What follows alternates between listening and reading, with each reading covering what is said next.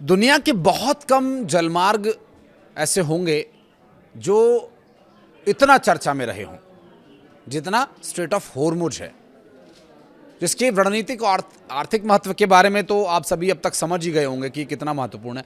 अगर नहीं समझे हैं तो इस वीडियो में आप समझ जाएंगे। साथ ही वैश्विक तेल और तरलीकृत प्राकृतिक गैस का लगभग 5वां हिस्सा इसी मार्ग से होकर गुजरता है। ये तो एक और उदाहरण है इसकी महत्वता का, और इसे पूरी दुनिया में सबसे बारीकी से निगरानी किए जाने वाले समुद्री मार्गों में से एक माना जाता है। ईरान द्वारा इस क्षेत्र में 28 फरवरी को तेहरान पर अमेरिका और इजरायल के हमलों के बाद पूरी तरह से चोक कर दिया गया था। उन हमलों में तत्कालीन सर्वोच्च नेता खामेनेई साहब की शहादत हुई थी, जिसके बाद मध्य पूर्व में मौजूदा व्यापक संघर्ष भड़क उठा था, और शायद इसलिए अमेरिका के राष्ट्रपति डोनाल्ड ट्रंप के द्वारा ये स्ट्रेट ऑफ होर्मुज का गार्डियन बनने का, जो वहां से गुजरने वाले कार्गो हैं उन पर 20% शुल्क लेने का भूत सवार है। नमस्कार, मैं हूं आशीष त्रिपाठी आपके साथ। डोनाल्ड ट्रंप के 20% वाले बयान के बाद ईरान ने कहा कि अमेरिका के राष्ट्रपति की यह बात सही है कि सुरक्षा देने वाले को मुआवजा मिलना चाहिए, लेकिन 20% शुल्क बहुत अधिक होता है।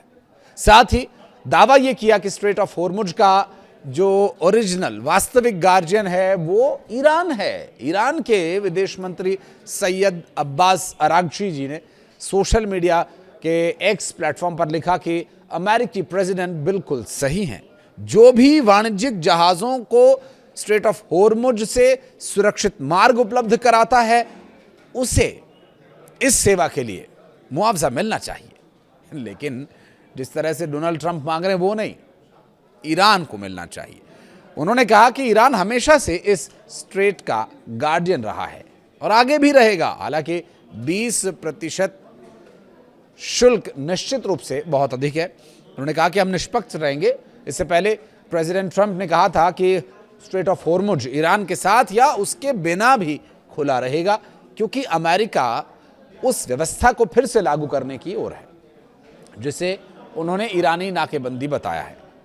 उनके अनुसार सभी देशों के जहाजों को इस मार्ग से निर्बाध आवाजाही की अनुमति होगी, जबकि केवल ईरान और उसके ग्राहकों के जहाजों पर प्रतिबंध रहेगा।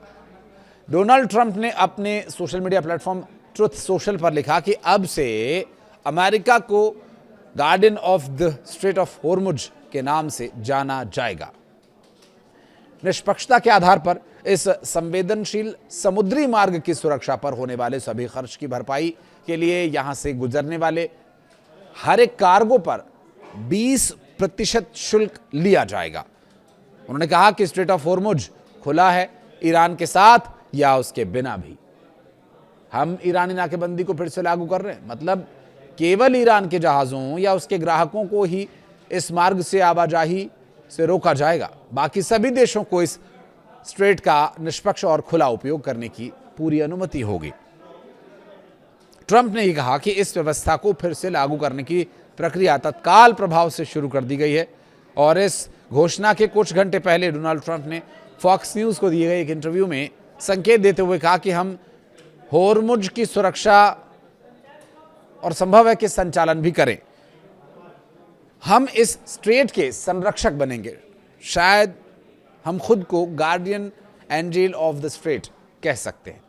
इसके लिए हमें भुगतान मिलना चाहिए। उन्होंने कहा कि जब हम ये जिम्मेदारी निभाएंगे तो हमें उसका भुगतान मिलना ही चाहिए, क्योंकि दूसरे देश बेहद समृद्ध हैं और हमारे सहयोगी हैं।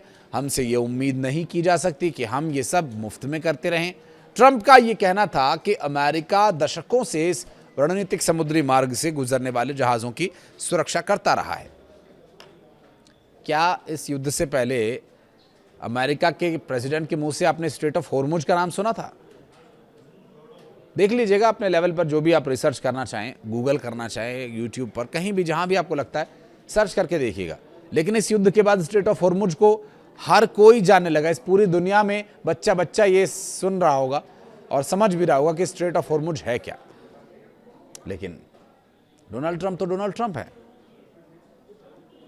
उन्होंने कहा कि हमने 50 वर्षों से भी अधिक समय तक इस स्ट्रेट ऑफ होर्मुज की सुरक्षा की और इसके लिए हमें कभी कोई भुगतान नहीं मिला। उन्होंने कहा कि इसकी सुरक्षा हम करेंगे, इसके बदले में पैसा लेंगे, सीधी सी बात है, अच्छी खासी रकम लेंगे।